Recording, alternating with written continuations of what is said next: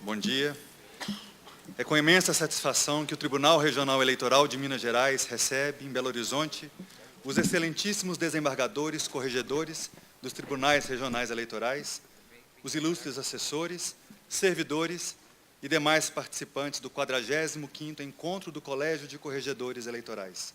Apresentamos as autoridades que compõem a mesa principal da reunião da manhã desta quarta-feira.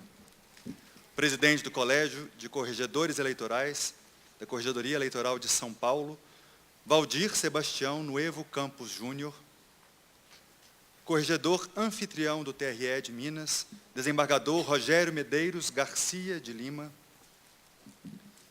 Juiz auxiliar da Vice-Presidência do Tribunal Regional Eleitoral de Minas Gerais, Joemilson Donizete Lopes, Juiz auxiliar da Corregedoria do TRE de São Paulo, José Wellington Bezerra da Costa Neto, Juiz auxiliar da Presidência do TRE de Minas, doutora Roberta Rocha Fonseca, Secretária do Gabinete da Vice-Presidência e Corregedoria do TRE de Minas, Cristiana Aguiar, o Secretário do Gabinete da Corregedoria do TRE de São Paulo, André Pavim, e Secretário do Gabinete da Corregedoria Geral do TSE, Márcia Maliano.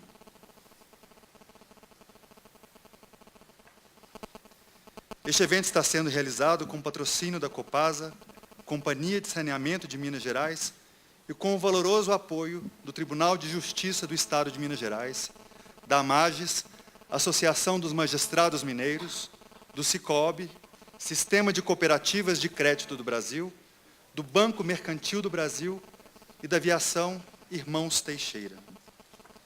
Citamos ainda a presença dos excelentíssimos corregedores presentes, desembargador Cornélio Alves de Azevedo Neto, TRE do Rio Grande do Norte, desembargadora Etelvina Maria Sampaio Felipe, TRE do Tocantins, desembargador Inácio de Alencar Cortez Neto, TRE do Ceará, desembargador Estênio José de Souza Neiva Coelho, TRE do Pernambuco.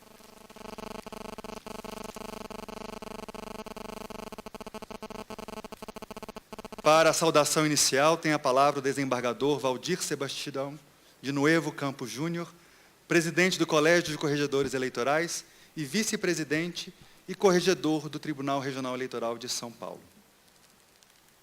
Bom dia a todos.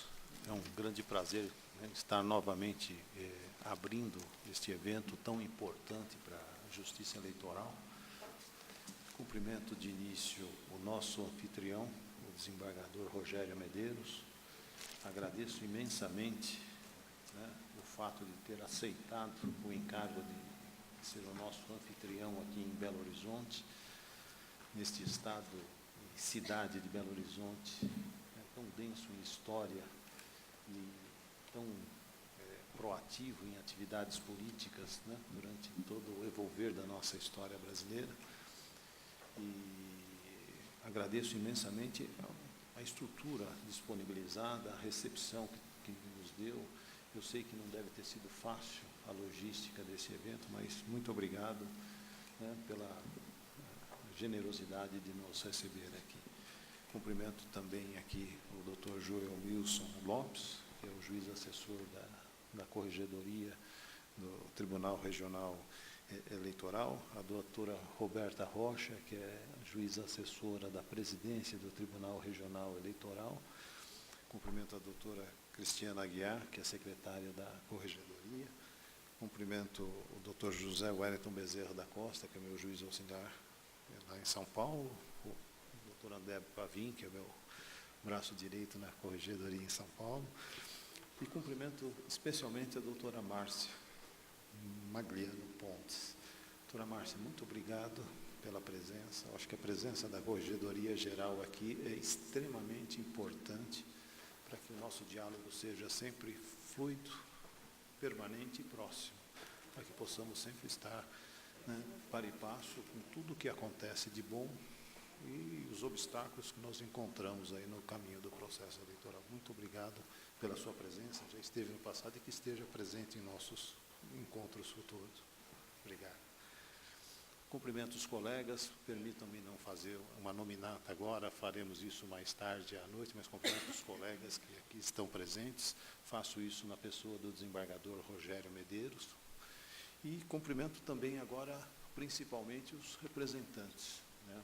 Damos aí as boas-vindas aos representantes, que, ao contrário de nós, magistrados, são aqueles que, como a doutora Márcia e o André, estão permanentemente à frente da corregedoria. Nós somos passageiros, transitórios, e são justamente esses funcionários da Justiça Eleitoral que compõem um corpo coeso que permitiu, por exemplo, no ano passado, enfrentarmos um processo eleitoral tão complicado, tão tenso, mas que foi superado, né, por conta da coesão, do comprometimento e da competência desses funcionários que fazem a Justiça Eleitoral, a Justiça que tem aí uma imagem extremamente positiva perante a sociedade. E faço isso sempre, fiz no encontro passado, na pessoa do decano. E me foi informado, sem qualquer questão aí de idade, né, colocação de idade ou antiguidade, mas é o Orson Santiago Lemes, parece que é o decano, né? O atual decano. Mas eu acho que é a idade também. É a idade também, né? É tudo junto, né? É tudo junto. Então, muito obrigado pela presença de todos. Espero que os nossos trabalhos aqui, até pela pauta que foi elaborada, os nossos trabalhos com certeza serão muito importantes para que a gente possa compartilhar boas práticas, compartilhar problemas, compartilhar soluções. Eu acho que essa é a grande finalidade do nosso encontro. Obrigado a todos e que tenhamos um bom trabalho. Sejam todos bem-vindos. Tem agora a palavra o desembargador Rogério Medeiros, presidente em exercício, corregedor do Tribunal Regional Eleitoral de Minas Gerais e anfitrião deste evento. Meu fraternal bom dia a todos, saudando o ilustre colega e amigo desembargador Valdir Sebastião Nuevo, em sua pessoa os demais componentes da mesa, puxando a sardinha para a minha raiz paraibana, saúdo os corregedores presentes, na pessoa do Dr. Cornélio, que veio do Rio Grande do Norte, estado natal do meu bisavô, Joaquim Stanislau de Medeiros, que era de Caicó, né? Eu estou com um pezinho no Rio Grande do Norte, Paraíba, e outro aqui nas Minas Gerais. Realmente um desafio enorme, e à noite eu me detalharei mais nas referências de gratidão, né? Mas realmente esse trabalho foi árduo de montar este evento e, infelizmente, todos nós muito abalados com a enorme tragédia que assolou o estado de Minas Gerais no início deste ano. E me tocou especialmente porque, em 1989, em outubro, a minha primeira comarca, quando ingressei na magistratura, foi Bonfim, e vizinha a Brumadinho. E, por uma injunção do destino, no ano de 1990, Brumadinho esteve sem juiz, a comarca de Brumadinho. E eu respondi durante todo aquele ano.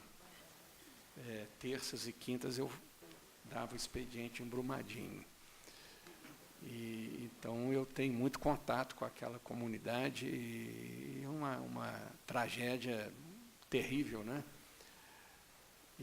Mas, de uma certa maneira, a presença de todos os colegas aqui, e eu não me refiro só aos corregedores, mas também a todo o corpo de servidores e da Justiça Eleitoral aqui presentes, é um conforto para nós.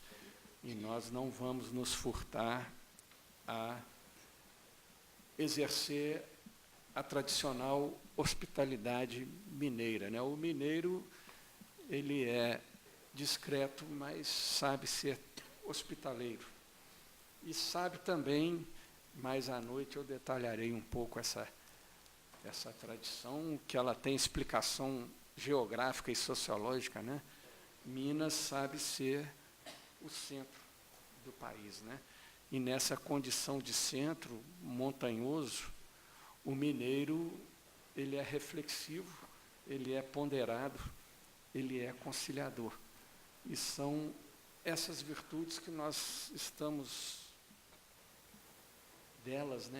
muito carentes na atual quadra vivida pelo país. Então, quem sabe esse encontro até sirva também para inspirar uma tomada de rumo, não só da Justiça Eleitoral, mas de todo o nosso Brasil. Nós vamos fazer essa divulgação aqui. Ainda vamos falar um pouco do rescaldo, né? O desembargador Nuevo mencionou dessa tormentosa eleição de 2018, mas vamos também discutir os grandes desafios que temos, o PJE, a biometria, especialmente aqui em Minas, é um grande desafio. E, na minha visão também, é aprimorarmos o nosso diálogo com a sociedade brasileira, né? Através da imprensa, das organizações sociais, dos partidos, dos próprios políticos, né? Para a gente já arar o terreno visando as eleições municipais de 2020. Então, muito bem-vindos todos, né? E eu tenho certeza que este encontro trará bons frutos e cumprirá os objetivos traçados. É um rito de passagem para este, sim, o grande encontro que teremos no Rio Grande do Sul, em breve, né? Concorrer com o gaúcho não é fácil, não. Esse povo saiu lá do Sul, amarrou o cavalo lá no Pelourinho da Avenida Rio Branco, em 1930, né? Então, o mineiro, ele sabe, quando chega perto de um gaúcho, com quem está lidando. E, sabidamente, nos aliamos a eles nessa empreitada de 1930. E a Paraíba também, né? A terra da minha mãe. Você vê que eu tenho revolução no sangue. Então, muito bem-vindo todos e bons trabalhos para todos nós. Iniciando, então, as apresentações dos temas desse dia, convidamos a senhora Gisela Dias Barbosa e o senhor Rafael Filgueiras Lemos, ambos da Corregedoria Regional Eleitoral do Rio de Janeiro, para discorrerem sobre o tema Certidão de quitação eleitoral por prazo indeterminado, universalização dos legitimados pela resolução do TSE 21.920, de 2004, e a efetividade do direito.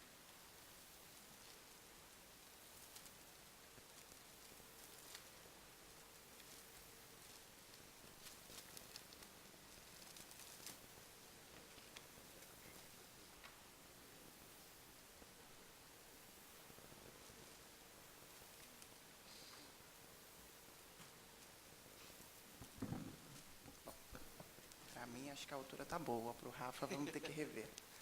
Bom dia a todos presentes, cumprimentamos nas pessoas do excelentíssimo desembargador Valdir Sebastião de Nuevo Campos Júnior, presidente do Colégio de Corregedores, e na pessoa também do desembargador anfitrião Rogério Medeiros, vice-presidente corregedor do TRE de Minas Gerais.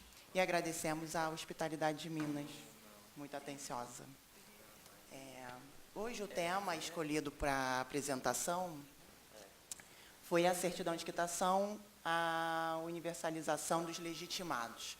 A apresentação de hoje do TRE do Rio de Janeiro, da VPCRE do Rio de Janeiro, ela reside no fato de pretender uma universalização dos legitimados que estão no artigo 2º.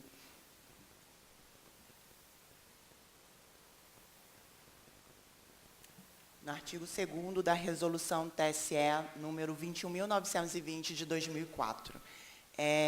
A pertinência do tema foi baseada em relatos que recebemos e acredito que os demais colegas também das outras corregedorias têm recebido há um tempo, principalmente depois da vigência do estatuto da pessoa, né, do portador de deficiência, sobre o esvaziamento dos elencados no artigo 2º. a pessoa do curador, do representante legal e do representante voluntário, né, o procurador, devidamente constituído. E a situação fática de hoje dos eleitores que estão nessa situação, os destinatários da resolução,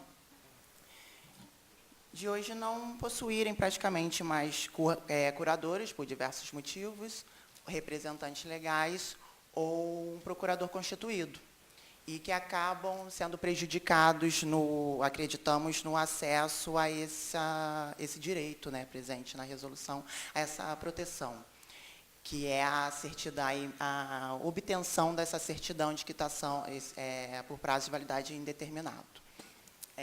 Os próximos slides, eles estão com o que elencamos como a problemática, e o último slide nós trouxemos a proposta de alteração do texto do artigo 2º e também a proposta de revogação expressa da resolução do TSE 20.717 de 2000. Rafael, ele me acompanha. O Rafael, chefe da seção da SEASE do Rio de Janeiro, vai começar falando da primeira problemática que elencamos, que é a distinção, a dicotomia que percebemos entre as resoluções TSE 21.920 e a 20.717. Bom dia a todos. Então, a minha intenção é traçar um breve histórico, sem aprofundar na resolução 20.717, que também tem algumas problemáticas que a gente poderia apontar, mas como a gente propõe ao final a revogação expressa dela e a universalização dos legitimados pela resolução 21.920, o que por si só já esvaziaria a resolução, então a gente não vai aprofundar nos problemas da 2717. Mas, de forma sintética, que é importante ressaltar é que, em 2000, o TSE publicou a resolução 20.717, dando uma 20.717, dando uma proteção às pessoas com deficiência mental e incapacitação decorrente de acidente ou doenças degenerativas. E, de certa forma, a legitimidade foi, se não universal, que a gente poderia discutir se sim ou não, mas foi muito abrangente, porque ela não restringe a representantes legais, mas ela fala expressamente em pessoa da família. E aí, sem entrar nessa discussão de qual seria a abrangência de pessoa da família e tudo mais, a gente entende que ela, se não é universal, pelo menos é próxima disso. O problema dela é que a proteção que foi dada, ela é limitada no tempo, porque expressamente essa declaração só tem validade até a data das próximas eleições, das eleições subsequentes. Então, por esse motivo, ela realmente é uma proteção insuficiente para aquelas pessoas que têm alguma deficiência, alguma limitação que seja permanente, que é o mais comum, infelizmente. Então, em 2004, o TSE publica a resolução 21.920, que, a nosso ver, foi muito feliz em criar a certidão de quitação por prazo indeterminado, para que essas pessoas tenham uma tutela permanente, mas, na nossa visão, ela foi indevidamente limitadora em relação aos legitimados para o requerimento, porque, além do próprio interessado, foram legitimados os representantes legais. E é muito comum que essas pessoas com deficiência não tenham capacidade de fazer o requerimento por si mesmas. E também, infelizmente, é muito comum que essas pessoas não tenham um curador devidamente constituído.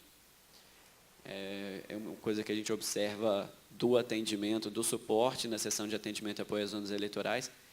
Infelizmente, são muitos interessados que não possuem o curador. E aí a gente poderia discutir isso nos motivos, mas o ponto é que isso acontece muito. e a gente, então, aplica para esses casos subsidiariamente a Resolução 20717, que acaba dando apenas uma proteção provisória. Em 2007, o TSE publicou uma resolução 22545, alterando o artigo 2º da... Artigo 2º não, foi o parágrafo do artigo 1º.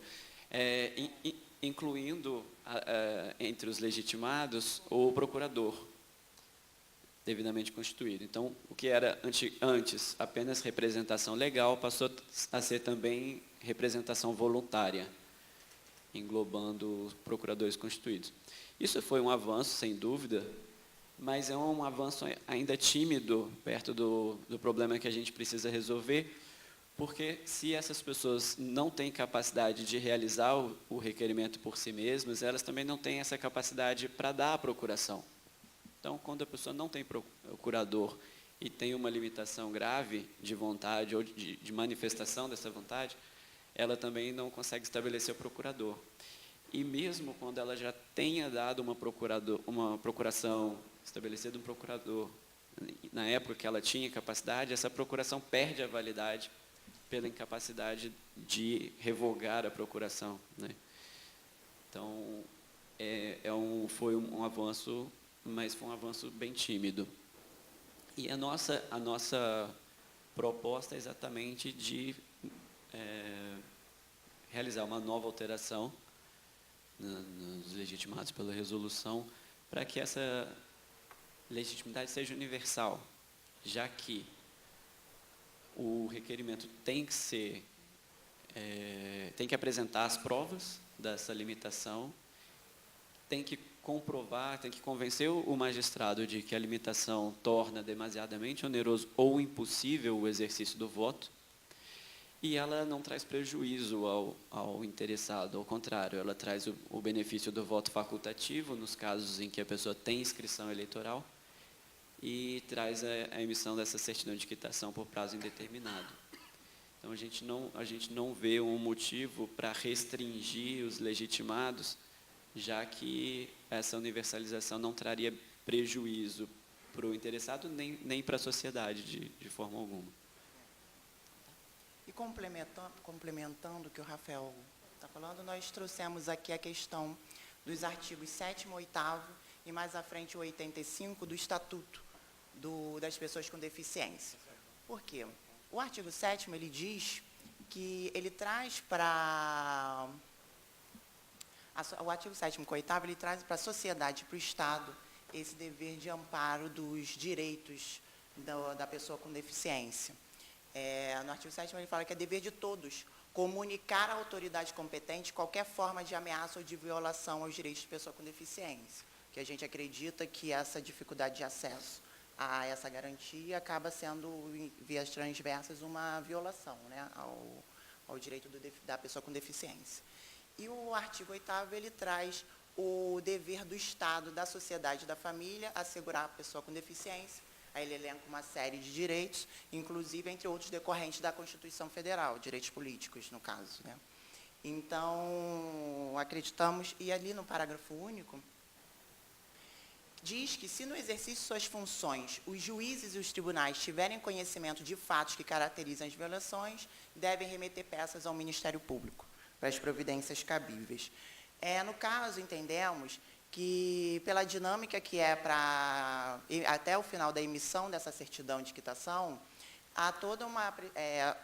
no Rio, essa questão é levada ao Ministério Público, né, com parecer, é apreciado pelo juiz eleitoral, e então ele tem o crivo também do fiscal da lei, né?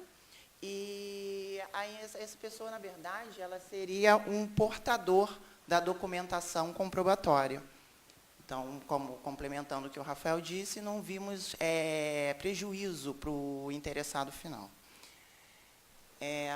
E, além disso, o artigo 85 teve a alteração da figura do curador, que ele atuará somente na natureza patrimonial e negocial, não podendo, ele fala até não alcançando o direito a vários direitos, inclusive ao voto. Qual seria aí a abrangência desse direito ao voto também? Seria também a certidão de quitação por prazo de validade determinada, por estar relacionada indiretamente ao voto, né, o exercício do voto, também estaria abrangida. Então, aí a gente também começa a questionar se esse curador, na figura de hoje, ele teria também essa legitimidade para fazer esse requerimento perante a Justiça Eleitoral, pela essa limitação dos efeitos patrimoniais e negociais. Acreditamos, tem até o Rafael, eu também sou sensível a essa ideia, de que sim, porque o não exercício do voto e a não faculdade, né, pela anotação do AS 396, motivo 4, consequência dessa situação relatada, ela vai acabar trazendo efeitos no patrimônio dessa pessoa, porque vai gerar multa, até o cancelamento, eventual não recebimento do benefício, bom, enfim, demais outras consequências que também teriam efeitos patrimoniais. Mas, no caso, é uma discussão também que pode ser, eu não sei, não deu tempo de fazer um levantamento de como estão saindo as sentenças de interdição hoje em dia em relação ao curador. Se o juiz pode limitar envolver também essa questão na própria decisão. E aqui no final, então a proposta foi mesmo feita baseado no que acreditamos que hoje há no nosso ordenamento jurídico vigente, uma antinomia também, porque o estatuto ele acaba por ampliar, por trazer esse dever, né, para toda a sociedade, o Estado, e a Resolução 21.920, a nosso ver, ela não acompanhou esse avanço do direito. Acreditamos que o direito, né, entendemos que o direito ele tem que acompanhar as situações fáticas, as mutações do dia a dia, né, que a sociedade passa. E a gente entende que a resolução ela está em descompasso com a situação fática atual e também com o estatuto da pessoa portadora da deficiência. E aí a proposta seria a inclusão de terceiro interesse do cidadão, que preencheu as condições do parágrafo único do artigo 1º, e, além disso, a revogação expressa da resolução 20.717, que com a universalização ela estaria já abrangida, né, pela 920 no texto alterado, e também baseado na Lei Complementar 95/98, artigo 9º, que fala que as revogações elas têm que ser expressas, específicas, né, não cabendo mais as revogações de disposições contrárias. Só acrescentar uma coisa, Gi, eu acabei não falando da minha parte. A única objeção que a gente conseguiu levantar, uma possível objeção à universalização, seria que, por via oblíqua, terceiro tivesse acesso a dados pessoais, aqueles dados de identificação do eleitor. A gente entende até que a apresentação de documento de identificação está implícita, mas a gente preferiu colocar expressamente no texto que a gente propõe para alteração, que além da documentação comprobatória da deficiência, também seja apresentado o documento de identificação. E a gente já afastaria essa eventual objeção. Finalizamos a apresentação. Alguma consideração?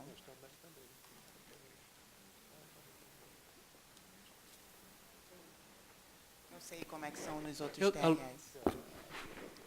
Na prática, quem seria este terceiro, que não aqueles já elencados na resolução? Por exemplo, um vizinho que já presta um auxílio comunitário, que já leva aquela pessoa que está acamada ou necessitada para um hospital, para uma consulta. Porque nós sabemos que, na realidade, muitas pessoas vivem sós, né? Não tem mais uma pessoa da família, nada. Vivem em casa, dependendo da ajuda das pessoas próximas, que às vezes não têm um vínculo familiar, né, também. Às vezes o próprio parente, né? Porque a resolução não comporta o vínculo familiar, ela fala em representação legal. Muitas vezes é pai e mãe. A pessoa acabou de fazer 18 anos, ou não, ou às vezes é mais velha, mas a família não tomou essa providência por dificuldade, às vezes, de informação, às vezes porque a pessoa não quer mesmo assumir legalmente o ônus, ela até exerce a atividade, mas ela não quer ser considerada responsável legal por aquilo. Então, muitas vezes, a pessoa ela tem quem cuide dela, às vezes é pai, mãe, ou um outro parente, às vezes não, e, de qualquer forma, não é curador. O simples fato de ser pai e mãe não o torna representante legal de um adulto. Então, a resolução é muito restritiva. Levamos a universalização para pensarmos, às vezes, não tão universal, mas achamos que a restrição atual ela é muito limitadora e não tem mais um espaço hoje em dia para a situação das pessoas que necessitam aí do olhar da sociedade e o olhar da justiça eleitoral também. De uma forma, eu acho que precisamos rever. Especialmente com o que a Gia apontou. Essa legislação nova da lei da inclusão, né, ela traz para o Estado e para a sociedade esse dever de proteção. Então, o dever de proteção deixou de ser só do curador, só da família. O espírito da lei foi realmente de universalizar a proteção. Então, acho que, na verdade, isso já veio reforçar a ideia que a gente já tinha, e a gente já defendia que a 21.920 deveria ser universal, ter a legitimidade universal para o requerimento, mas a lei veio reforçar o nosso entendimento. Não só porque é uma coisa que a gente vê que não causaria prejuízo para o interessado e nem para a sociedade, mas não só por isso hoje ele passou a ser um ônus mesmo da sociedade e do Estado. É um dever, não é simplesmente dar direito ao interessado, não. Passou a ser uma obrigação do Estado e da sociedade proteger essa pessoa. Senhor presidente, inicialmente quero também saudar a todos, desejando aí uma profícua estada em nossa capital mineira.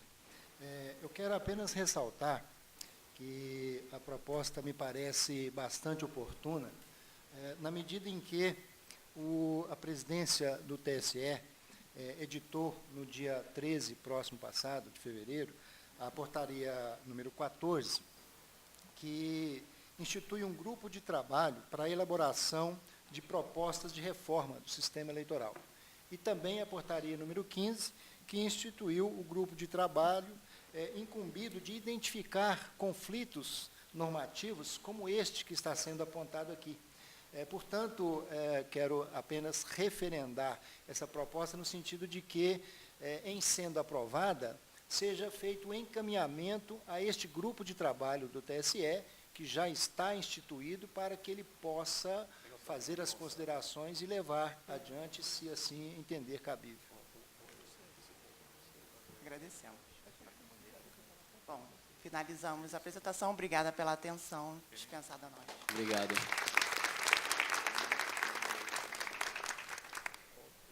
Nós agradecemos a participação da Gisela e do Rafael e dando continuidade aos trabalhos para a apresentação do tema Processo Judicial Eletrônico na primeira instância, convidamos agora a assessora do Processo Judicial Eletrônico do Tribunal Superior Eleitoral, a senhora Simone Holanda Batalha.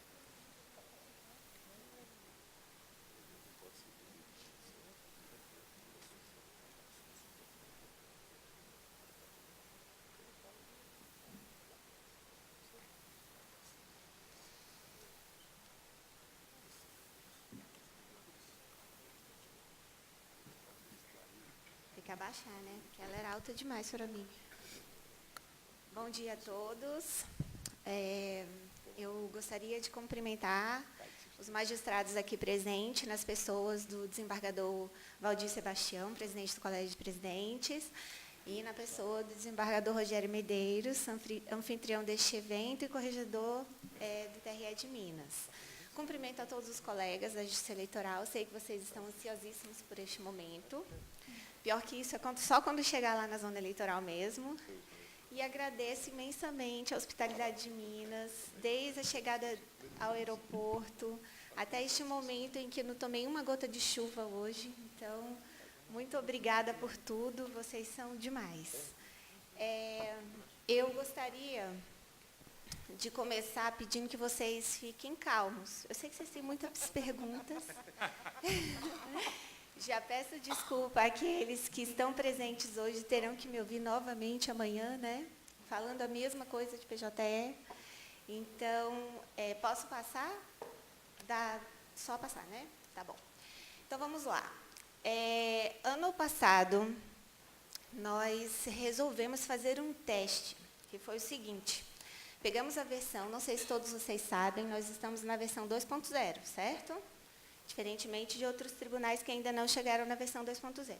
E resolvemos fazer um teste com esse sistema, utilizando uma antena emprestada de um regional que simulasse uma conexão de baixo link via satélite. E foi bem trágico. Nesses testes, na verdade, o ambiente era um ambiente de zona com um link ruim, e cujo cenário seria a simples elaboração de uma decisão monocrática. Então, que vocês que já conhecem PJE, tenho certeza que todo mundo aqui mexe. Levanta a mão quem mexe. Pouco, né? Então, era só elaborar uma decisão monocrática, certo? E aí nós tivemos esses resultados. Nós levamos 8 minutos para fazer upload de documentos, olha que lindo.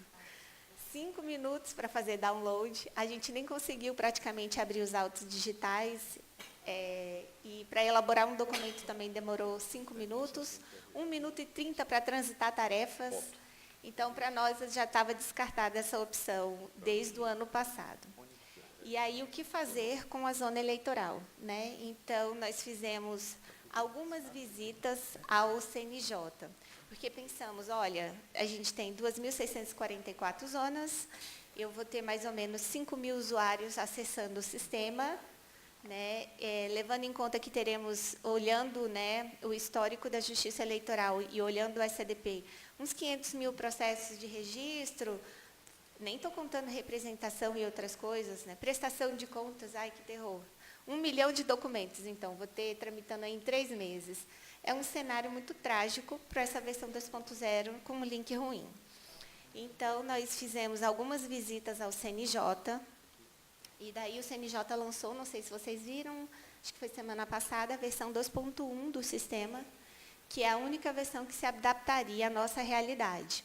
Então, hoje, eu não tenho pretensão nenhuma aqui, não sei se tem gente de TI, de falar detidamente sobre a diferença entre a versão 2.1 e a versão 2.0, na parte técnica, mas o que eu posso lhes dizer é que essa nova versão ela é orientada a serviços, né? Então, hoje o PJE é uma solução monolítica em que todas as funcionalidades estão dentro daquele bloco condensadas, e agora nosso objetivo é deixar dentro do PJE só o motor e tirando as funcionalidades, colocando em serviços em nova tecnologia, de maneira que uma seja independente da outra. O que significa dizer que, na eventualidade, por exemplo, de o peticionamento cair, né, estou com peticionamento fora do ar, o usuário externo não consegue peticionar. Mesmo assim, o usuário interno vai conseguir continuar trabalhando, porque as funcionalidades serão independentes. Então, esse é o nosso objetivo, além de colocar em algumas funcionalidades a possibilidade de trabalho offline, né? Bom, isso é da versão 2.1. Mas, para isso tudo funcionar, né, e sabendo a realidade das zonas eleitorais, nós precisamos criar grupos. Então, fizemos isso, né? O primeiro grupo que nós criamos foi esse GT Zonas. Não sei se vocês sabem desse grupo, acredito que sim. Né? Eu pedi à Márcia um auxílio, porque eu precisava que os regionais me dissessem quem seriam, nos regionais, as pessoas que dariam suporte às zonas eleitorais. Aí eu acho que vocês se conversaram no WhatsApp, né? E aí 90% respondeu que seriam as judiciárias e as corregedorias em conjunto, já que as judiciárias são as frentes de negócio, hoje, que cuidam do PJE, mas as corregedorias, tradicionalmente, sempre deram apoio à zona. Então, nesse grupo de trabalho, nós temos gente de corregedoria e gente de judiciária, certo? Tivemos uma primeira reunião por videoconferência, e já foi trágica, né, Maurício? Com muitos assuntos a serem tratados. E nós teremos uma reunião presencial no TSE, porque já vimos que ia embolar o meio de campo, né? Então, a gente está marcando uma reunião agora, em março, para discutirmos os assuntos e os deveres de casa que o pessoal do regional tem, tá? Que eu vou falar sobre isso daqui a pouco, que eu vou passar dever de casa para vocês também. Bom, temos esse grupo, que é o GT, Prestação de Contas, PJE e CANDE. A última comissão do CANDE PJE tratou só de CANDE e PJE. Então, nós ficamos 1 ano e meio cuidando da integração entre o CANDE e o PJE para que essa eleição saísse linda como saiu no PJE. No entanto, a prestação de contas não estava inserida e ela teve um certo atropelo no meio do caminho, né? Então, essa comissão nova, eu sou coordenadora desse grupo, assim como do GT Zonas, tem aí a prestação de contas e o objetivo, justamente, essa portaria já até foi publicada anteontem. O objetivo é justamente cuidar da integração desses 2 sistemas com o PJE, tá? Temos também estatística. Não me fuzilem antes da hora, pelo amor de Deus.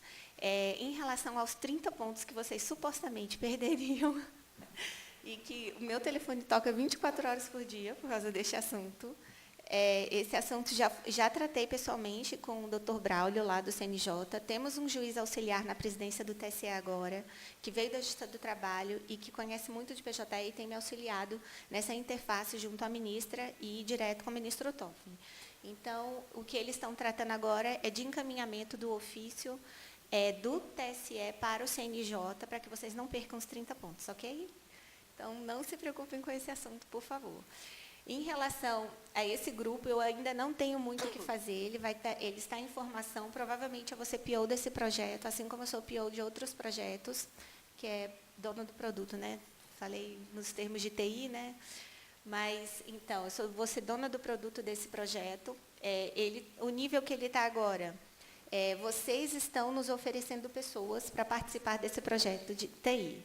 Então, eu estou esperando as respostas de vocês para a gente conseguir dar seguimento. O objetivo é que, num primeiro momento, a gente consiga extrair nacionalmente as estatísticas, né? Seria um portal nacional da Justiça Eleitoral que nós já enviaríamos ao CNJ, e depois evoluir para as extrações de estatísticas que os nossos usuários normalmente pedem, principalmente os magistrados. Tá? Então, por favor, respondam logo esse ofício, conversem com seus colegas de regional para que a gente possa dar seguimento a esse projeto. E esse núcleo de desenvolvimento colaborativo, também sou PO desse projeto, que já está formado. Então, o nosso objetivo é o desenvolvimento colaborativo, ou seja, eu tenho hoje uma estratégia de implantação em 2.600 zonas que eu tenho que cumprir até o fim do ano. Tenho a manutenção da 2.0, a criação da 2.1 e todas as melhorias que vocês me pedem todos os dias. Então, eu preciso de gente que me ajude, né? Então, a gente criou esse núcleo de desenvolvimento colaborativo para que o regional possa desenvolver para nós, como nós desenvolvemos para o CNJ, já que somos a fábrica de software do CNJ. Tá? Então, essa aí é a portaria 47. Bom, cronograma. Cheguei num ponto interessante, né? Eu dividi em 3 pontos: implantação efetiva, treinamento e experimentação. Como é que eu cheguei? Então, vamos lá. Semana que vem, até o fim do mês, os desembargadores presidentes regionais receberão um ofício da ministra falando como vai ser a implantação. Vai o arquivo em Excel falando tais zonas nesse mês, tais zonas em tais meses, e ainda está tudo certinho. Como que a gente chegou nessas zonas eleitorais? Com o auxílio da Márcia, minha querida Márcia.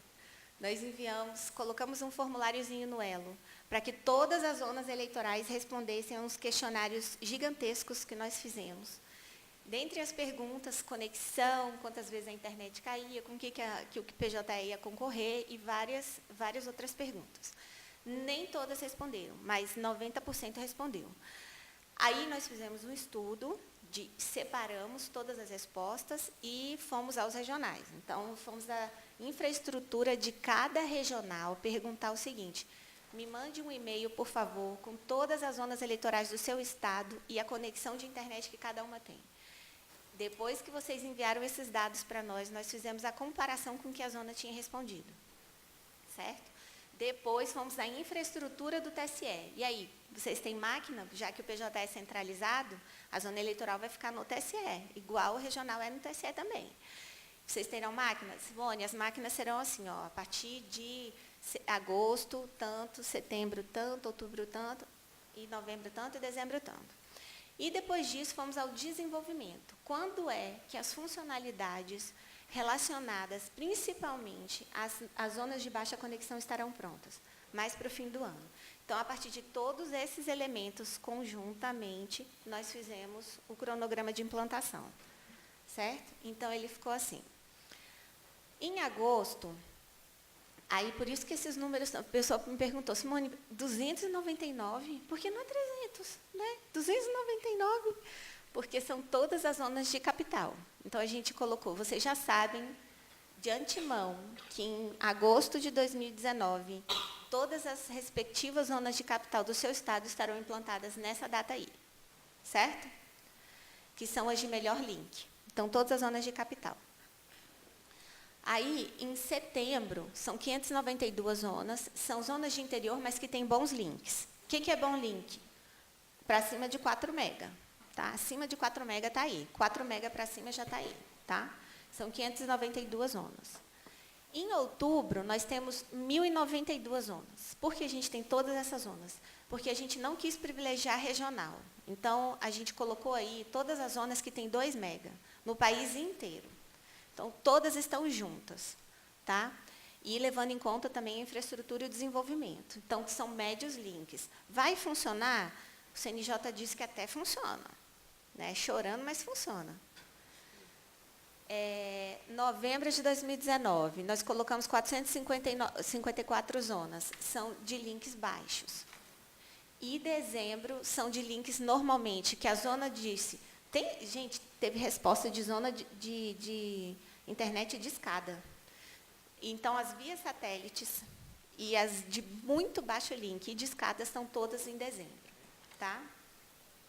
Aí, o que vai acontecer? Nesse ofício que os presidentes vão receber, o TSE está dizendo o seguinte, olha, vocês poderão, de acordo com as análises de vocês, porque né, o TSE não tem condição de fazer a análise que o regional tem, trocar as zonas. Como é que é isso?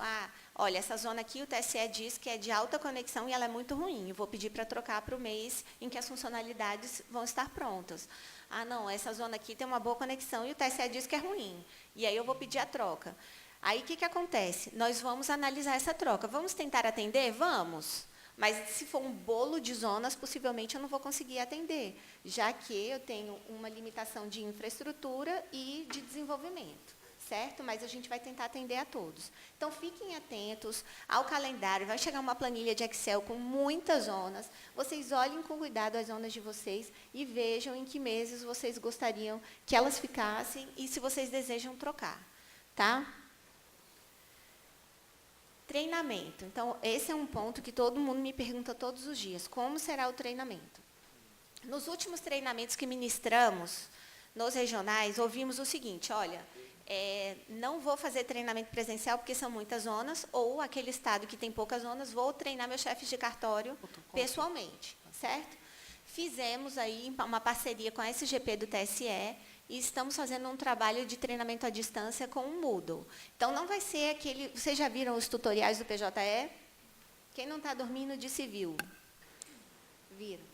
Então, boa parte das pessoas não gosta daqueles tutoriais. Querem procurar, assim, os rapidinhos, querem um arquivo Word ou um PDF que eu consiga procurar. Então, o que a gente fez? Primeiro, a gente criou um personagem para interagir com o usuário da zona, que chama Zé, Zona Eleitoral. Né? Eu vou mostrar ele daqui a pouco para vocês. Então, esse personagem vai conversar com eles, então, é de fato um treinamento, vai ter exercício, e, além disso, cada módulo vai ter o seu PDF. Então, que é o arquivo Word que a gente gerou, criou um PDF e vai colocar lá para o rapidinho conseguir dar o Ctrl F e achar o que ele deseja. Tá? Então, como é que vai ser o treinamento? A nossa SGP traçou essa estratégia aí, que foi o seguinte, eu não quero um treinamento que seja muito perto da entrada em produção e nem um treinamento que seja muito longe, porque senão o cara vai esquecer tudo, certo? Então, aí eu tenho, junho de 2019, nós vamos treinar as zonas de agosto e setembro. E aí, a estratégia da SGP é, eu vou treinar essas zonas e aí aprimorar o treinamento para a próxima leva, se for necessário. Em agosto, a gente treinaria a turma de outubro, que é a maior turma, e em outubro, as turmas de novembro e de dezembro. E assim, quando chegar no fim, todo mundo vai estar acessando o Moodle, certo?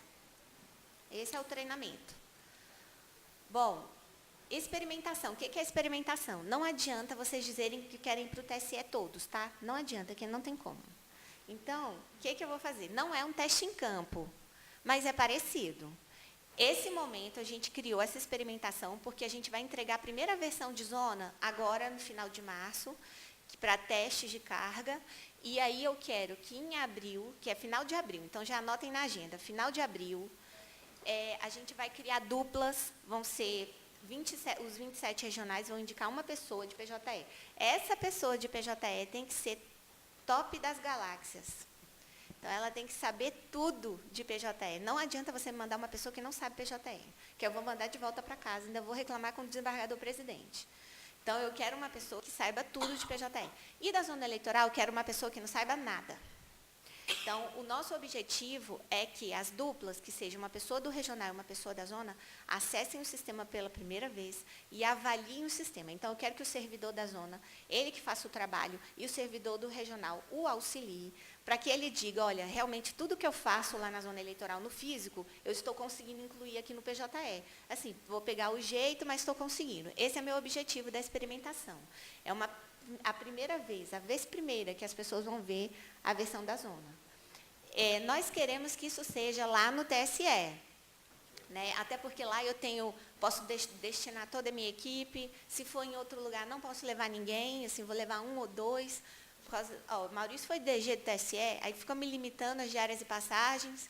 Então, ele limitou minhas diárias e passagens várias vezes, né? Então, eu fico limitada no TSE, ou fora do TSE. No TSE, eu prefiro porque eu consigo destinar minha equipe e a equipe de desenvolvimento também para auxiliar, certo? Então, é isso aí, vocês vão receber esse convite. Já tem gente pedindo, quero levar 2, quero levar 3, quero levar... Né? Se o regional quiser mandar mais de um, e a gente vê como é que faz, não sei nem se vai ter espaço, né? Mas o nosso objetivo é esse da experimentação, tá? Então, essa experimentação vai ser um teste muito legal para nós. Bom, deixa eu mostrar o Zé ali, ó. Eu deixei ele bem aqui no cantinho. Vocês estão vendo o Zé? É esse aqui, ó. É esse robozinho, tá? Com a camisa do PJE. Bom, eu coloquei esse item para vocês ficarem atentos. Então, quem está dormindo, acorde, por favor. Vamos lá. Eu não tenho pretensão também de falar tudo de infraestrutura aqui. Mas no ofício que a gente está mandando para vocês, para os presidentes, nós colocamos questões mínimas a serem tratadas. Então, uma questão é duplo monitor. Todo mundo me pergunta, Simone, duplo monitor é impeditivo para colocar o PJE? Olha, não é impeditivo, mas, gente, veja só.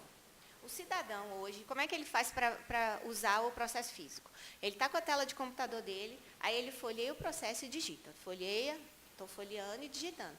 Aí eu parto do pressuposto de que o cidadão vai ter que olhar o processo, minimizar a tela, depois abrir a outra parte, digitar. Não esqueci. Traz a tela de novo. Sim, não é impeditivo, mas dificulta muito. Eu não posso crer que eu vou trabalhar com um juiz eleitoral desse jeito, né? Com o chefe do cartório vai suar a camisa. Então, assim, não é impeditivo, mas é muito ruim. Então, se vocês tiverem a possibilidade, por favor, auxiliem essas pessoas adquirindo monitores duplos, né? Link de comunicação. Então, a gente vai conversar sobre isso também, né? O link de comunicação, inclusive no ofício, a presidente vai sugerir que o regional que tiver um link muito baixo e tiver a possibilidade de aumento, porque tem lugar que nem tem, consiga rever seus contratos para aumentar esses links, sabe? Então, assim, um link ideal, assim, vai funcionar lindo, redondo, era 5 megas, mas isso é muito, né? Para lugares que só tem um, por exemplo, e lugares que a gente viu com 512K, ou 256, tem lugares que têm dinheiro, mas não conseguem aumentar por causa das próprias operadoras. Para essas, a gente está trabalhando nas versões offline, né? Tem uma solução muito legal do Amazonas, que a gente também está vendo, mas se tiver a possibilidade de aumentar, por favor. Né? E scanners, porque hoje já tem zona eleitoral que trabalha com SEI, PAD e PAI, não tem? SEI, PAD, PAI, tem mais algumas derivações esquisitas, né? Não tem? já trabalham assim. Tem que escanear os documentos. Com o PJE, não, invariavelmente, veja, a primeira discussão do grupo de trabalho foi, e aí eu já vou passar o dever de casa, então, nesse momento. Fiquem atentos ao dever de casa de vocês. A primeira discussão do grupo de trabalho foi os procedimentos da zona eleitoral, que hoje tramitam, que são procedimentos que não têm decisão, só tem despacho, que a gente não deveria informar o CNJ para não ter os problemas de estatística. Esses procedimentos, eles vão tramitar, que são só protocolos no ECDP, vão tramitar no PJE ou não? O grupo já começou com essa discussão. Vão tramitar ou não? A maioria do grupo diz que quer que tramite. Houve um levante de Minas, que diz que não. Ó, ali, ele já está fazendo cara feia, Maurício. O levante de Minas. Minas diz que não, a maioria do grupo diz que sim. Então, o dever de casa ficou. Vocês vão mapear tudo que a zona faz, que vocês gostariam que estivesse no PJE, e para a gente chegar a um consenso na reunião de março. Então, veja, o grupo já está fazendo isso, mas são só 6 regionais, e vocês são o restante. Então, eu já estou, neste momento, passando um dever de casa para vocês. Vou dar, assim, que dia é hoje? Dia 20, 21, né? Primeira semana de março, tá bom? Olha que eu vou cobrar, hein, gente? Vocês vão mandar para o e-mail da assessoria, aspje@tse.jus.br. Vocês vão examinar com cuidado os procedimentos da zona e vão dizer para mim o que é que vocês querem que tramite no PJE e o que é que não vai tramitar no PJE. Combinado? Então, tá. Então, beleza. Então, vocês já teriam que escanear os documentos e incluir no PJE, em outros sistemas. PAD, no PJE é a mesma coisa. Se optar por incluir esses procedimentos, então, aí sim que o usuário vai precisar de um scanner. Então, um scanner vai ser essencial para esse cidadão da zona eleitoral. Suporte. Esse é um ponto interessantíssimo de suporte. Veja só, nós temos na assessoria do PJE 7 criaturas só, 7 servidores e 2 terceirizados. Um terceirizado, inclusive, é quase meu servidor. Acho que vocês conhecem, é meu Gleison. Vocês conhecem o Gleison? Quem não conhece o Gleison aqui? O Maurício já está até rindo, né, Maurício? Veja só. Então, é o seguinte, eu não tenho condição de fazer o que eu fiz na eleição passada, que foi falar com vocês de 6 da manhã à meia-noite, todos os dias, auxiliando, inclusive no WhatsApp, a minha equipe inteira disponível. Foi lindo o apoio que todo mundo deu ao PJE. Mas, para 2.600 zonas, não tem a mínima condição. Né? Não tem como. A zona falar direto com o TSE. A responsabilidade do primeiro nível de suporte, seja negocial, seja técnico, é do regional. Né? O regional não conseguiu resolver, aí ele sobe a demanda para o TSE. Mas o primeiro nível, e vocês vão ver que quando eles entram em produção, as perguntas são as mais simples possíveis, porque vocês foram assim também conosco um dia. E vocês vão conseguir resolver isso. Eu não tenho tempo para resolver essas questões de primeiro nível. Eu vou resolver o problema do desembargador que não consegue assinar, do voto que deu um problema não sei aonde. É isso que eu vou resolver. O problema sério que o regional não consegue resolver. Certo? Então, o apoio de primeiro nível, tanto negocial, que é a ajuda ao usuário, e o técnico pequeno, vocês vão resolver. O resto sobe para o TSE. Tá bom? Então, acho que isso tem que ficar claro, porque isso tem que mudar dentro do regional. Se isso não mudar dentro do regional, a eleição não vai sair direito. Tá? Essa visão tem que mudar. Token. Todo mundo está me perguntando isso, se precisa adquirir token. Veja só, quem tiver interesse aí, principalmente aos magistrados, esse é o ato normativo do CNJ, que se pronunciou sobre a solicitação do TSE de não utilização do token. Tá? O que a gente falou? Olha, a Justiça Eleitoral ela está em vários lugares em que talvez a gente tenha problemas com a utilização do token. E aí o CNJ disse o seguinte, tudo bem, Justiça Eleitoral, vocês podem ficar sem o token, que é o certificado A3, mas vocês vão ter que desenvolver alguma coisa com duplo fator de autenticação. Então, como que funciona? Vamos abrir nossas mentes. O certificado A3 é aquele tokenzinho que vocês espetam lá para assinar, certo? Só que a aplicação, que é o PJE, que é o sistema, ele já tem um certificado interno da máquina. Ele já tem. Então, quando o usuário colocar lá, Simone Batalha, senha tal, ele já chama esse certificado A1 para assinar, que foi a nossa solução. Ó, eu não vou precisar do token, ele já chama o A1 assina, o usuário coloca o usuário e senha dele e está assinando com um certificado digital. Aí o CNJ falou, tudo bem, então vamos colocar o duplo fator. Aí o que é o duplo fator? É como se fosse um QR Code. Então, que nem quando a gente vai pagar uma conta lá no Banco do Brasil, e aí você pega seu celular, ele lê, te dá um código e você digita. Então, vai ser assim, a gente não vai ter o certificado A3, mas, em compensação, a gente está desenvolvendo a solução do QR Code. Tá? Então, aí um regional falou, não, mas eu já comprei todos os tokens. Eu quero usar. Pode usar, não tem problema. Tá? Então, você pode usar se quiser e pode não usar também. Tá bom? Então, recado dado, não precisam adquirir se não quiserem. Ok? Bom, André Pavim mandou uma lista gigante de dúvidas. E aí, eu acho que boa parte delas eu já acabei falando. Mas, aí eu dividi uns tópicos assim, só para ficar bonitinho na apresentação, sabe? Mas, olha só, por exemplo, me fizeram essa pergunta, comunicação entre zonas. Eu vou poder mandar um processo de uma zona direto para outra? O PJE pode. A gente, inclusive, já está terminando de desenvolver a funcionalidade. Mas eu soube que assim, o grupo de trabalho, por exemplo, foi unânime em dizer que sim. Mas teve uma discussão anterior, né, em que se discutia se, na verdade, não teria que passar pelo regional para depois ir pela corregedoria, para a zona eleitoral. Eu acho uma burocracia, mas assim, a resposta para mim é, o PJE vai permitir. Vocês querem mandar de uma zona direto para outra, fiquem à vontade. Tá? É só selecionar o órgão de jurisdição e ele vai direto e ainda peticiona bonitinho lá para a zona eleitoral. Então, isso ele vai permitir. Aí me perguntar, Márcia, eu vou deixar esse ponto para você, tá? Essa pergunta era da criação das classes do provimento 17. A Márcia vai falar desse assunto, então eu vou pular esse ponto. Aí me perguntaram assim, as classes do PJE vão ser as mesmas do SEDP?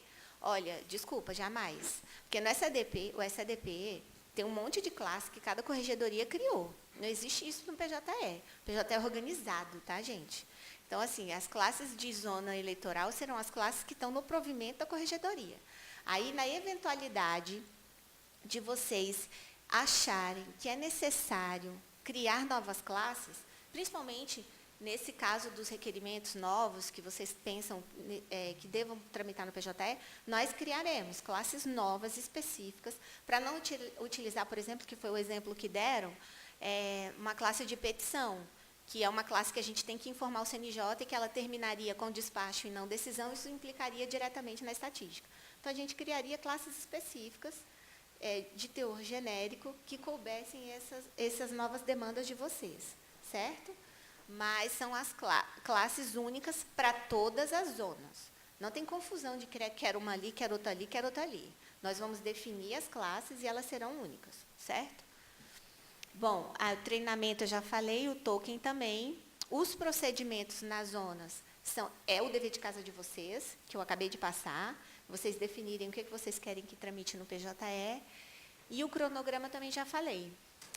Então, eu finalizo minha apresentação aqui. Alguém tem alguma dúvida? Deixa eu só agradecer a sua presença, a sua disponibilidade e a sua coragem, não é verdade, de estar aqui perante todos, enfrentando tantas dúvidas. Mas muito obrigado pela sua presença e pela disponibilidade agora de conversar com todos. E peço desculpas, eu quero cumprimentar a Gisela e o Rafael pela primeira apresentação. Antes de um conflito normativo, além de ser um conflito normativo, essa ação proposta é uma ação de cidadania e que é muito bem-vinda, tá certo? Então, obrigada, fiquem à vontade agora para que possam questionar a palestrante, espremer na tira sua. Bom dia, Simone. Bom dia. A primeira situação que parece nos afligir bastante é exatamente a identificação do que deve e o que não deve ir para dentro do PJE. PJE é processo judicial eletrônico. E na Justiça Eleitoral nós temos uma gama enorme de processos administrativos. Daí, nós passamos a tentar entender o que seria mais óbvio de entrar para o PJE e aquilo que não deveria entrar para o PJE. Nós percebemos pelo menos 3 situações. A situação clássica do processo que inicia-se como ação judicial na zona eleitoral e chega à corte em caso de eventual recurso. É o processo judicial clássico. Nós identificamos situações em que requerimentos entram como um processo administrativo e, em havendo recurso, a competência recursal é da corte e se transforma em um processo judicial. Pensamos, então, que esses 2 casos seriam, por óbvio, para entrar no PJE.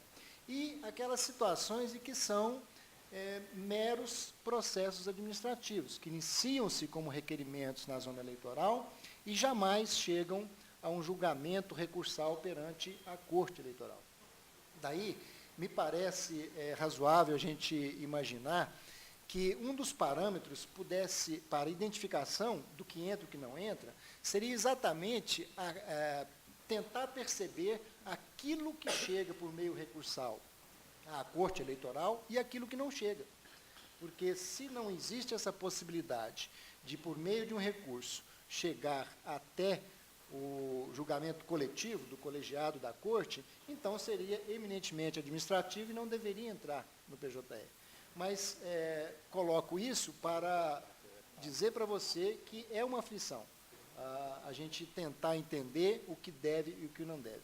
E talvez o TSE buscar um entendimento sobre qual o critério objetivo para a gente identificar o que entra e o que não entra, e facilitar a vida de todas as zonas eleitorais. Bom, a resolução, ela fala que o PJE, quando instituiu o PJE, que ele é durante de trâmites de processos judiciais e administrativos que demandem decisão judicial. Então, se o procedimento eventualmente vai demandar uma decisão judicial, ainda que não seja uma decisão em si, mas seja, por exemplo, um despacho, que é o que acontece muito com os procedimentos, poderia tramitar no PJE. O que a gente não quer, e aí o TSE decidir a realidade da zona. E é por isso que a gente criou o grupo. Porque essa discussão antes, se ela realmente demandar uma decisão do TSE, ela vai haver. Mas ela precisaria ter sido amadurecida antes com vocês, né? A discussão de vocês, dos procedimentos de vocês. Mas fica aí, né, a dica em relação ao que a resolução prevê, né, que é a possibilidade de tantos processos judiciais como administrativos que demandem decisão, não necessariamente colegiada. Alguém? André? Simone, justamente no dia que eu te escrevi a última vez, nós estávamos numa reunião e nós notamos que há um descompasso entre as classes do PJE e as informações que a gente tem que prestar para o CNJ. A gente precisa que haja esse compasso, porque isso tem tirado o nosso sono.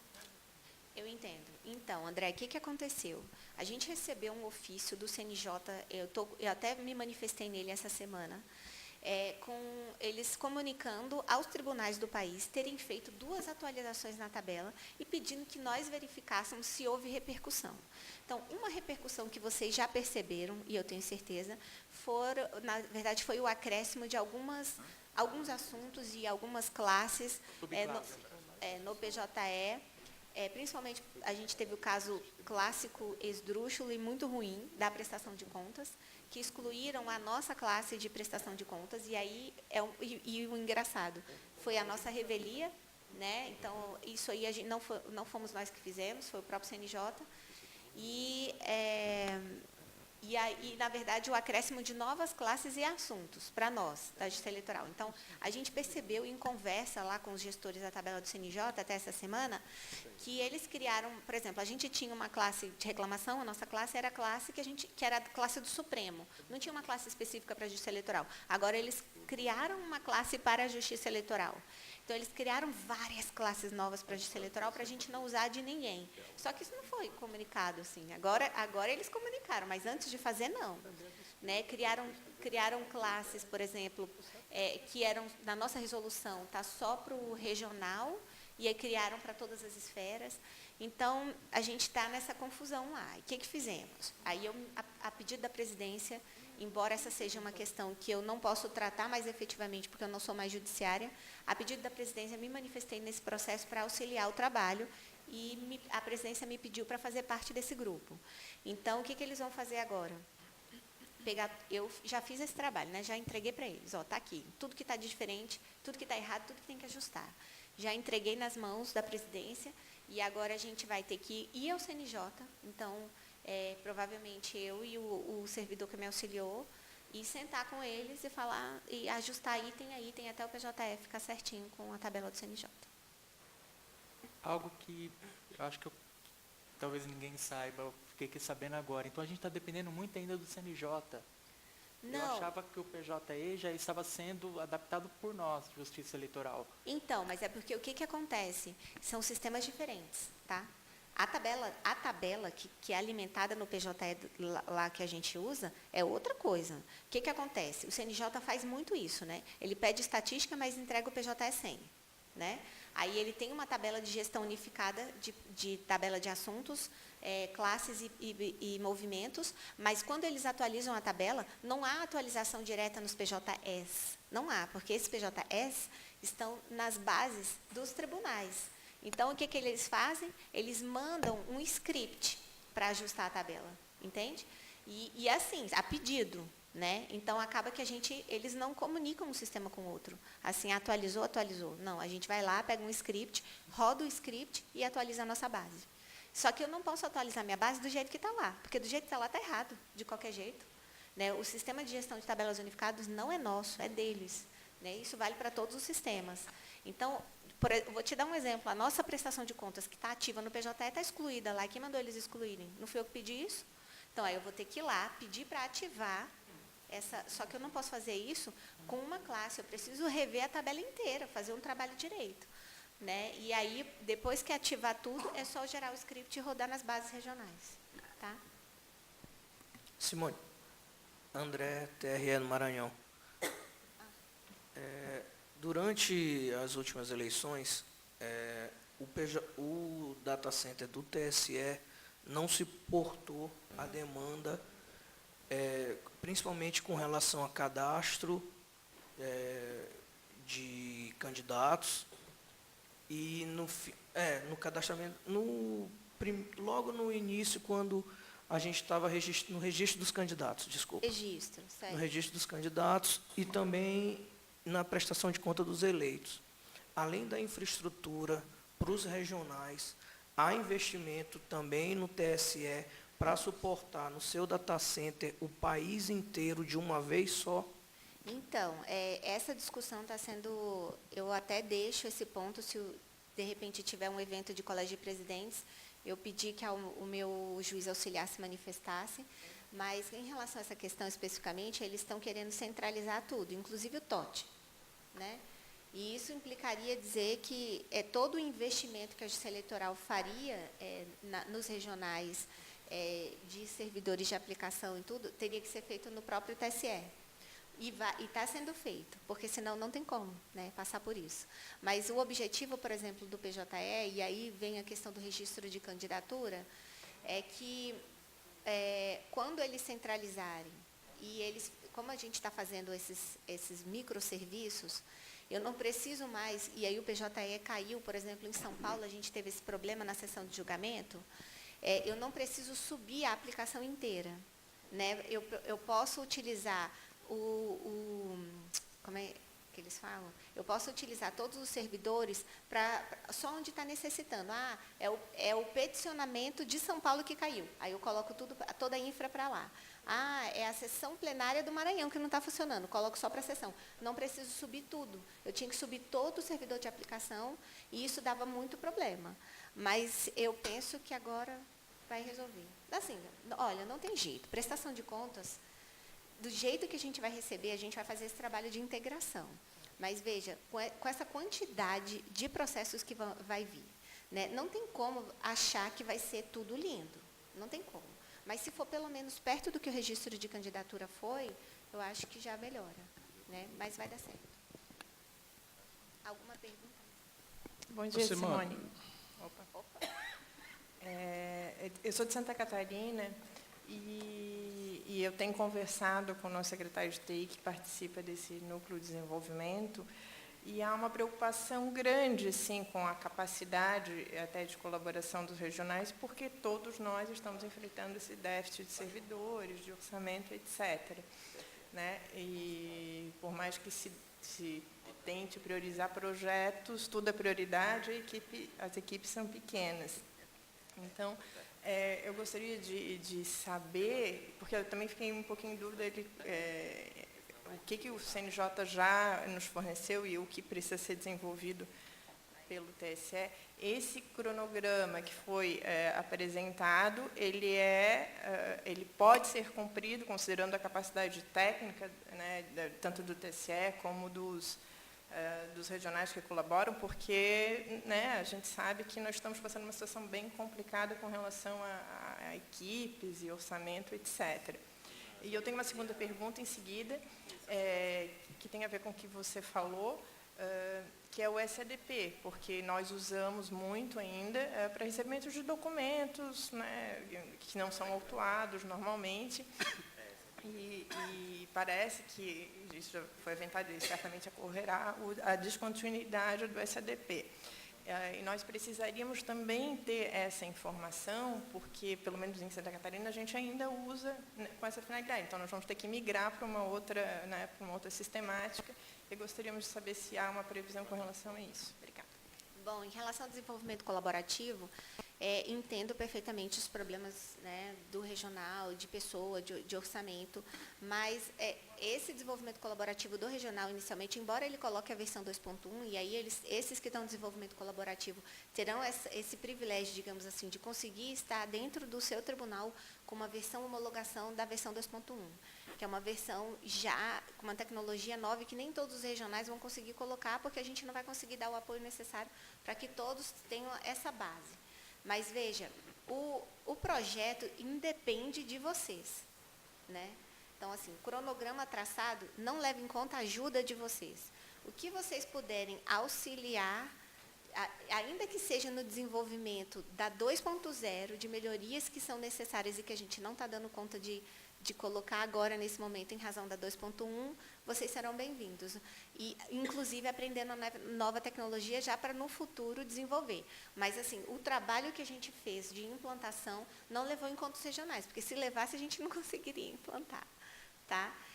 Em relação ao SADP, veja, eu não trouxe esse assunto, assim, na minha apresentação, que ele é um assunto meio cabuloso, digamos assim, né? Mas o nosso objetivo era que o regional, na hora que ele implantasse o PJE, ele já não usasse mais o SADP. Esse é o nosso objetivo. Por quê? O SADP, ele gerou um gasto para nós. A gente tem poucas pessoas que conhecem hoje o SADP, porque hoje é tudo para PJE para nós, né? Só o legado. E ele acabou gerando, na última eleição, que teve suplementar e tudo mais, dos outros anos, um gasto de quase R$1 milhão. Então, para nós, assim, o SADP ele tem que morrer mesmo, sabe? Além do que o regional ele não tem condição de ficar trabalhando com 2 sistemas. Estou falando do pessoal técnico, já não estou falando mais... Até o usuário já é ruim para o usuário negociar ou trabalhar com 2 sistemas. Para o pessoal técnico, é muito ruim. Ou eles mexem com um ou mexem com outro. As equipes são pequenas, certo? Então, a nossa intenção é migrar. A gente já tem o sistema de migração, né? E aí, só que a gente, para poder falar desse assunto, falar vamos migrar tudo, precisa da autorização da minha presidência. Isso tem que ser autorizado inicialmente a migração no próprio TSE. Entendeu? Então, por isso que eu não toquei nesse assunto, mas o nosso objetivo é migrar tudo. Implantou, não tem mais SADP, e aí tem que usar outro sistema. Por exemplo, a gente define, vamos supor que o grupo defina, vocês definam que determinados procedimentos não vão para o PJE, eles vão precisar de um protocolo, digamos assim, vai ter que tramitar no SEI, no PAD, no PAI, né? Não vai ter mais SADP, né? Maurício. Simone, eu queria só reforçar o que o Dr. Gelmilson acabou de falar. porque essa questão administrativa e judicial, eu fico complicado de discutir isso, porque eu acho que é básico. Alguns tribunais, até naquela discussão do grupo, estariam querendo utilizar o PJE para sistema administrativo. Agora, acontece também que o sistema administrativo já foi baixado por portaria do ministro Toffoli como sendo o sistema administrativo da Justiça Eleitoral. Quer dizer, eu não sei que, nessa altura do campeonato, a gente vai estar discutindo isso para colocar o administrativo dentro do PJE. Eu acho meio fora de contexto essa discussão. E até porque também o SADP, eu sou da época que nem existia SADP, eu sou da época da implantação da SADP, e o SADP, ele se perdeu muito no tempo em função de também comportar algumas coisas administrativas por a gente não ter sistema. Então, eu acho, só reforçando o que o doutor Joemilson falou e tentar ver se a gente separa de vez, para não atrapalhar o PJE, né? Pessoal, então vejam, esse ponto é polêmico. No grupo teve muita discussão. Eu peço que vocês, como faz parte do dever de casa de vocês, discutam internamente, inclusive com seus magistrados, e definam se vocês querem tramitar no PJE ou não. E me mandem isso para a gente poder discutir com o grupo. Simone, algumas situações, o próprio CNJ, no ano passado, oficiou as corregedorias solicitando que todos os procedimentos, inclusive os administrativos, passassem a tramitar no PJE. E a gente teve muita dificuldade, porque tem muitas coisas que são administrativas, a gente tentou migrar para o PJE, e o PJE não tem capacidade de nos dar uma resposta ao que a gente precisa. Por exemplo, investidura de juiz, que precisa de uma decisão colegiada, mas é um processo administrativo. Mas isso é modificável, né? O fluxo a gente pode configurar. Por exemplo, a gente vai colocar as novas classes de corregedoria agora. Então, as novas classes de corregedoria, elas vão a plenário. Essa é uma classe que iria, por exemplo. Então, a gente está criando classes que vão a plenário e classes que não vão. Essa entraria no grupo do que vão. Então, isso é uma coisa, assim, simples de solucionar, né? O regional falar o seguinte, tais classes vão a plenário e tais classes não. Isso é bem simples. Eu acho que o que é difícil aqui é vocês definirem de fato o que vai e o que não vai. Entendeu? Isso aí a gente soluciona. A pergunta vai ficar os regionais que vão definir ou vai ser o CNJ? Porque o CNJ nos determinou. E aí a gente vai dizer agora para o CNJ, embora vocês tenham determinado, a gente não vai cumprir porque a gente vai fazer administrativo. Eu acho que essa decisão ela vai além dos regionais, ela precisa que o TSE discuta com o CNJ também. Sim, mas eu não chego no TSE, na presidência do TSE, sem vocês terem discutido isso antes, entende? E isso pode ser levado pelo grupo, mas, primeiramente, vocês têm que discutir. E aí eu estou lhes dando a oportunidade de se manifestar sobre isso, já que o grupo tem 6 regionais só e vocês são 27, né?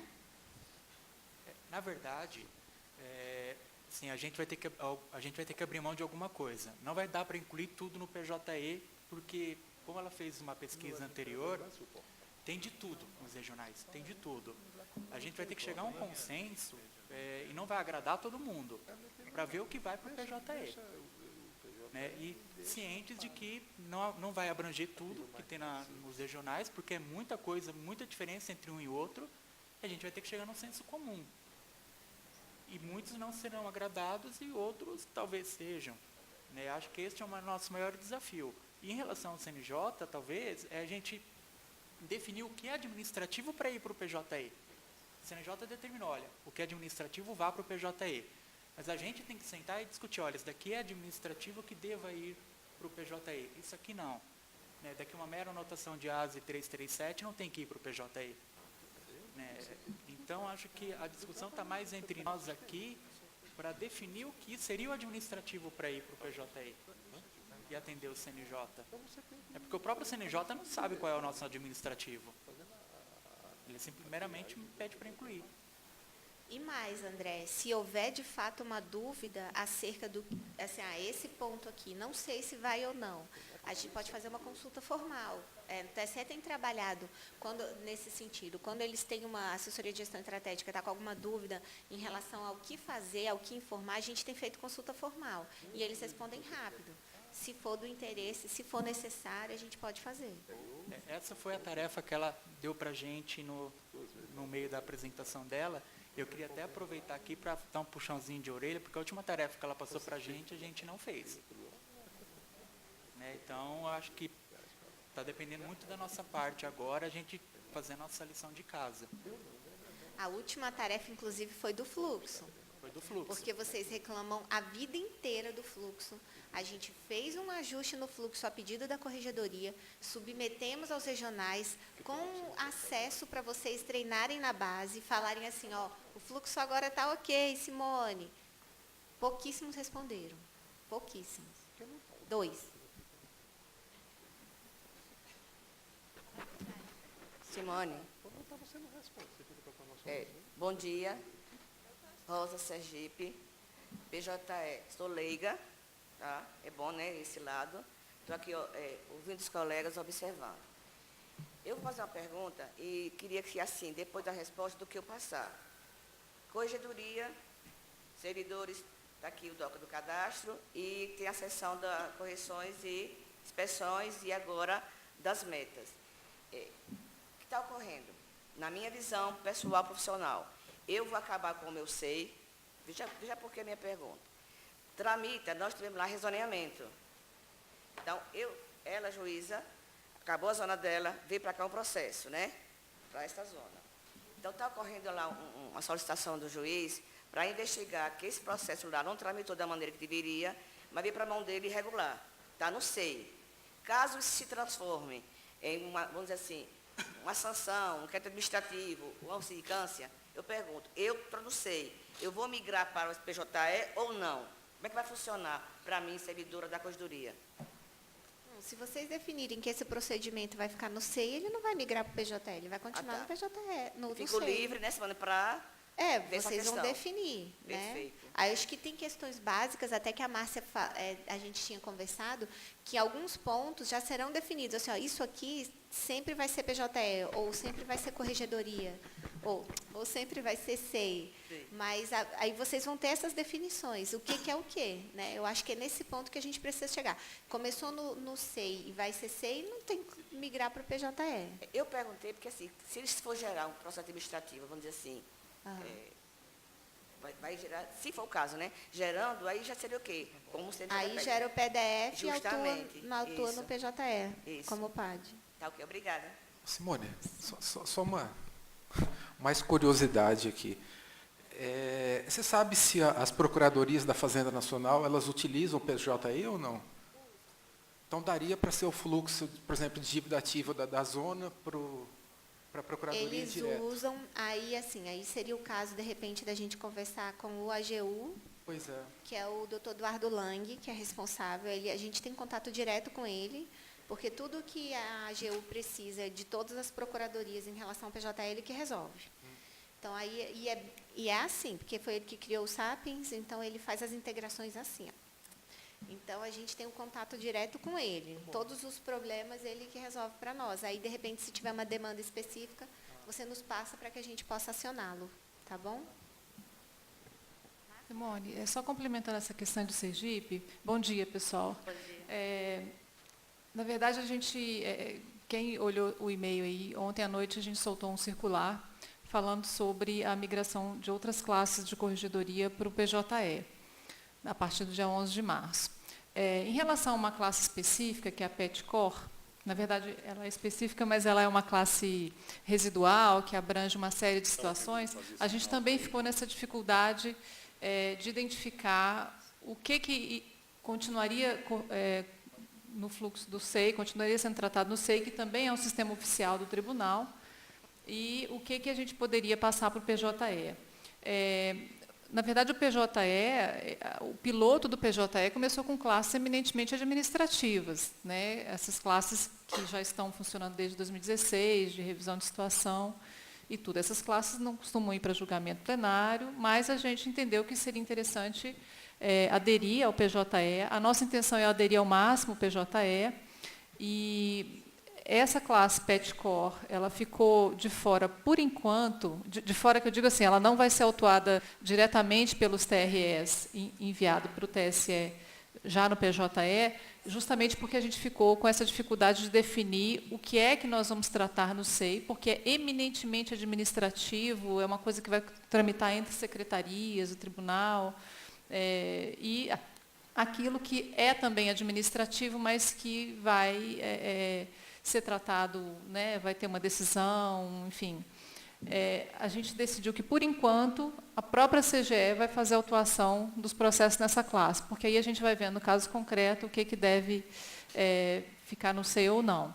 Mas a ideia é que, com o tempo, isso ganhe uma certa consistência e a gente já possa definir, olha, tais e tais assuntos vão sempre ser tratados no PJE e tais assuntos vão continuar no SEI.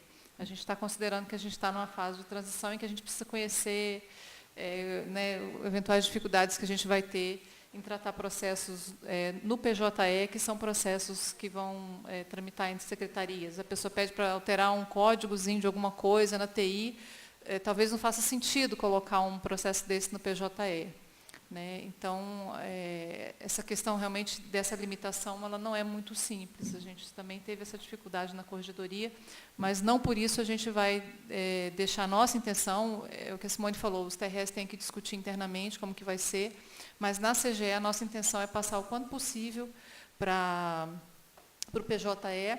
Com essa migração dessas classes comunicadas por esse circular, a gente já não usa mais o SADP, porque as classes que a gente ainda tramitava pela SADP já vão passar para o PJE. E, então, a gente fica, até por uma questão de organização dos trabalhos, quanto menos sistemas a gente conviver, tanto melhor. Né? Então, se a gente conseguisse tratar, num determinado momento, tudo no PJE, seria bem melhor. Deixa eu aproveitar e fazer uma pergunta tanto para a Simone quanto para a Márcia, que tem a ver com o que está sendo falado, é o seguinte: qual o critério, se é que a gente consegue definir claramente um critério, para o TSE adotar o PJE ou o SEI para um determinado processo de trabalho? Porque eu acho que a gente também está um pouco perdido até para opinar em relação ao que a gente acha que deve ou não ir para o PJE, e eu acho que faz muita falta uma padronização entre TSE e TRS. Eu acho que isso, para a gente, é muito complicado. Quando a gente respondia metas, por exemplo, você sempre ficou muito confuso quando não conseguia tirar do porte CRE. Não ter isso centralizado e padronizado, eu acho muito complicado. Sim. Bom, a gente não tem bem essa definição, Rafael. Não há uma definição precisa. A gente não está querendo definir entre administrativos e judiciais, porque boa parte do que a gente trata é administrativo. Então, se essa fosse a classificação, a gente realmente não ia aderir ao PJE da forma como a gente pretende. Atualmente, no estágio de dúvida que a gente está hoje, uma coisa que a gente leva muito em consideração é a tramitação interna do processo nas unidades administrativas do tribunal. Então, a gente sabe que o PJE ele pode ser acessado e utilizado por qualquer unidade. Mas não sei, por exemplo, se as unidades de TI, que têm uma grande interlocução com a gente, inclusive no nível de processo, se está na rotina de trabalho deles acessar demandas pelo PJE. Embora o PJE tenha essa possibilidade, as unidades estejam habilitadas para fazer uso desse processo. Então, por exemplo, nós também temos vários processos que tramitam na corregedoria, que tramitam na SGP, por exemplo, que é uma unidade que a gente imagina que já esteja dentro da rotina de trabalho essa convivência com esse sistema, e paralelamente com o SEI também. Nessas classes que vão migrar agora para o PJE, estão incluídas essas classes que costumeiramente costumam ir para a SGP também. Mas a gente fica com um certo receio em relação aos processos que vão para a TI, por exemplo. Assim, eu tenho a impressão que o SEI,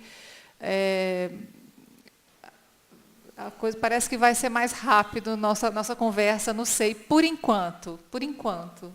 Por enquanto seria mais rápido, porque eles acabaram, na verdade, de criar as localizações de TI. Tem pouco tempo.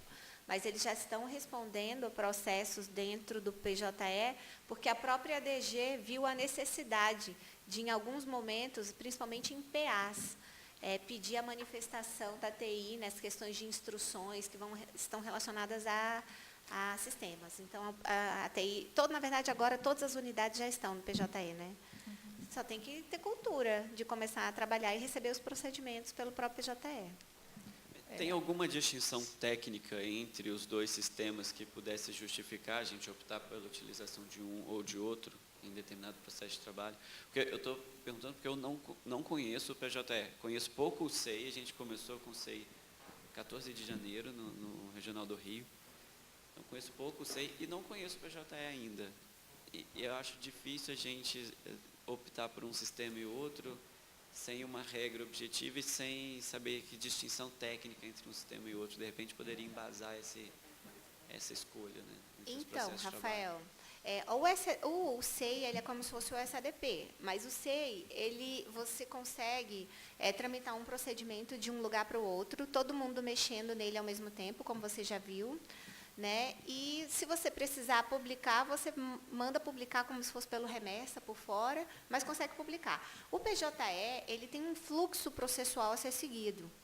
Então, ele é um procedimento que é autuado, é distribuído a um relator, ele tem uma manifestação, seja uma decisão, seja um despacho, e aí você consegue cumprir publicando diretamente do PJE na solução de publicação, seja mural, seja DJE, né, seja intimação via sistema. Então, ele permite que um procedimento, não só um processo judicial, siga todo esse fluxo, mas também um procedimento que demanda uma atuação judicial, inclusive uma publicação, se enquadraria.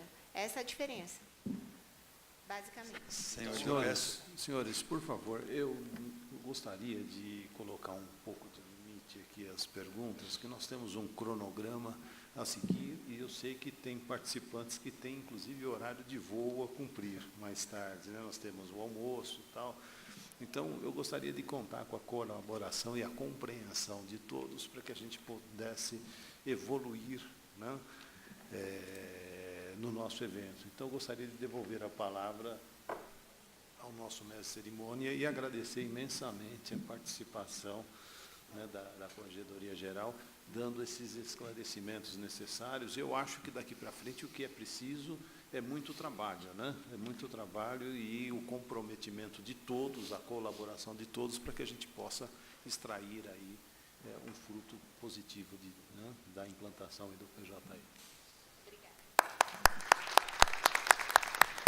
Nós reforçamos, então, nosso agradecimento à participação da Simone e, diante da percepção de alguns participantes estarem tirando foto da apresentação, nós iremos negociar com os palestrantes para que possamos disponibilizar esse material a todos os senhores. E teremos, então, agora um intervalo de 20 minutos. Ele será servido na entrada do auditório, no hall. E lembramos a todos que retornaremos os trabalhos às 11h15.